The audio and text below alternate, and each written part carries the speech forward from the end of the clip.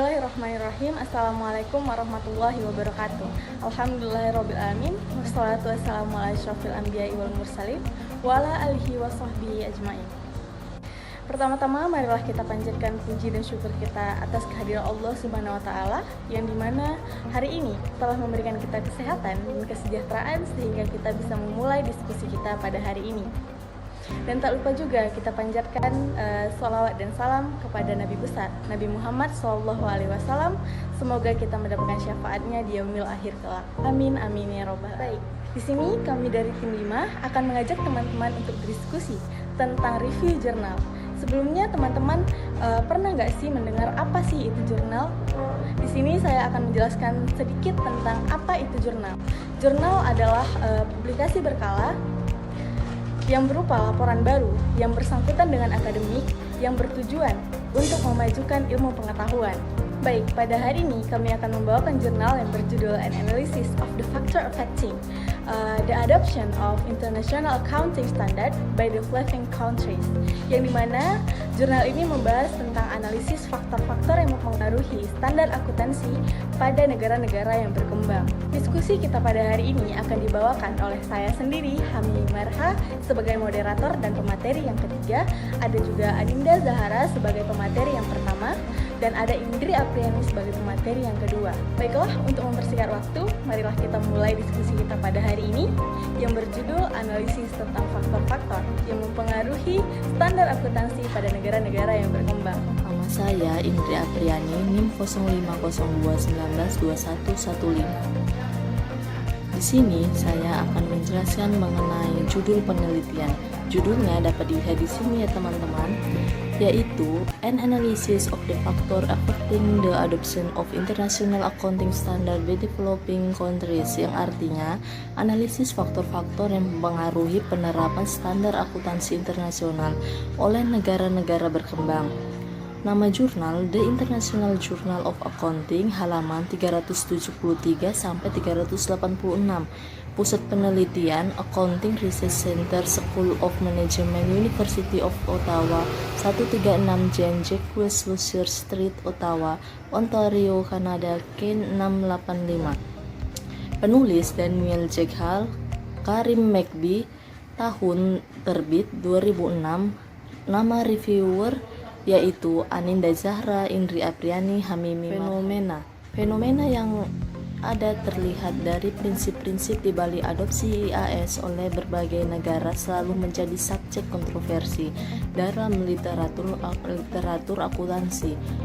Ada aliran-aliran pemikiran yang berpendapat bahwasanya dengan adanya harmonisasi akuntansi internasional dapat meningkatkan kualitas informasi keuangan dan juga meningkatkan komparabilitas informasi akuntansi di lingkungan internasional serta memfasilitasi operasi keuangan dalam skala internasional, dan dengan demikian berkontribusi pada globalisasi pasar modal yang akan lebih baik.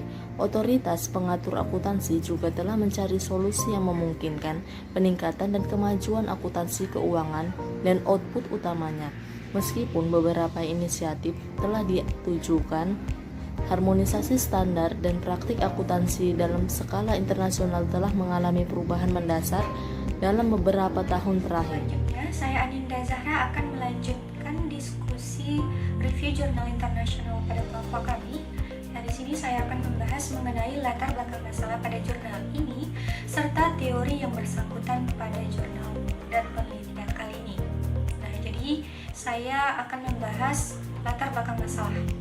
Latar belakang masalah yang melatar belakangi pada jurnal kali ini adalah yang pertama, banyak faktor yang menjadi pemicu dalam penerapan standar akuntansi internasional oleh negara-negara berkembang, seperti pada faktor tingkat pertumbuhan ekonomi, tingkat pendidikan, tingkat keterbukaan ekonomi eksternal, keanggotaan budaya khususnya di sekelompok negara, dan keberadaan pasar modal.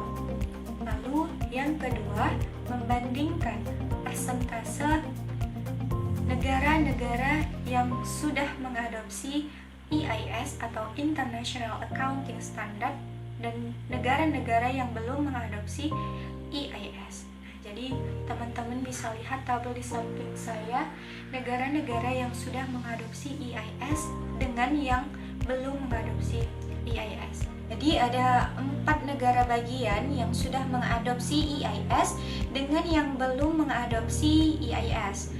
Nah, kita merujuk pada negara-negara yang sudah mengadopsi EIS. Yang pertama itu ada di Afrika tersendiri, ada negara Mesir yang sudah mengadopsi EIS serta negara-negara lainnya. Teman-teman bisa lihat di samping saya. Dan kita merujuk pada di bagian Amerika yang sudah mengadopsi EIS, itu ada negara Brazil yang sudah mengadopsi EIS. Selanjutnya di bagian Asia tersendiri ada negara Indonesia dan negara Kambodia yang sudah mengadopsi EIS serta negara Cina yang sudah mengadopsi EIS. Selanjutnya di bagian Eropa ada negara Armenia yang sudah mengadopsi EIS. Dan selanjutnya kita merujuk kepada negara-negara yang belum mengadopsi EIS. Nah, jadi yang belum mengadopsi EIS juga ada 4 bagian negara. Yang pertama kita merujuk kepada Afrika. Nah, di Afrika tersendiri ada Algeria yang belum mengadopsi EIS. Lalu kita merujuk kepada Amerika. Di Amerika tersendiri ada Bolivia yang belum mengadopsi EIS. Selanjutnya di bagian Asia yang belum mengadopsi EIS itu ada negara Arab Saudi, Irak, dan lainnya, teman-teman juga bisa lihat. Yang terakhir di bagian Eropa ada negara Albania dan Slovakia yang belum mengadopsi EIS. Nah, jadi itu tadi negara-negara yang belum dan sudah mengadopsi International Accounting Standard. Baik, yang selanjutnya adalah hasil penelitian. Hasil penelitian dari jurnal ini menunjukkan bahwa negara-negara yang berkembang yang dapat menikmati tingkat melek huruf tertinggi yaitu negara-negara yang memiliki pasar modal dan juga yang termasuk ke dalam budaya Anglo, yaitu salah satunya adalah Amerika. Di sini Amerika sangat termotivasi untuk mengadopsi EIS. Efek variabel pengambilan keputusan adopsi tersebut sangat-sangat berpengaruh dan juga tampaknya menandakan bahwa akuntansi sangat berpengaruh penting dan strategis dalam perusahaan publik dan perkembangan investasi pasar modal.